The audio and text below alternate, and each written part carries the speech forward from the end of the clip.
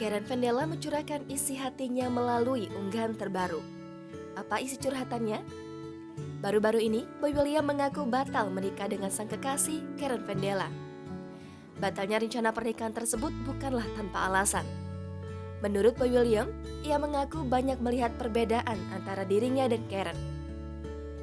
Diketahui, kini Karen Vendela tengah menikmati liburannya di luar negeri.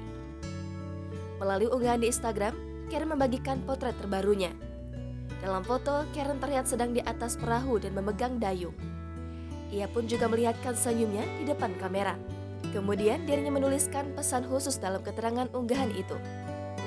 Pesan tersebut ditulis dalam bahasa Inggris, yang artinya dalam bahasa Indonesia, perahu tidak tenggelam karena air di luar.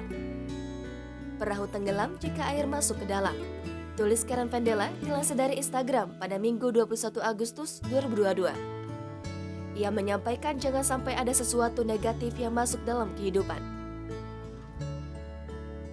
Jangan biarkan orang-orang negatif masuk ke dalam hidupmu dan menenggelamkan tujuan dan impianmu.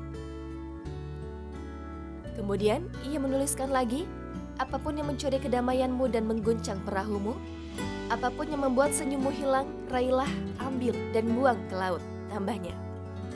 Terakhir, dirinya mengatakan jika hidup terlalu singkat untuk tidak bahagia.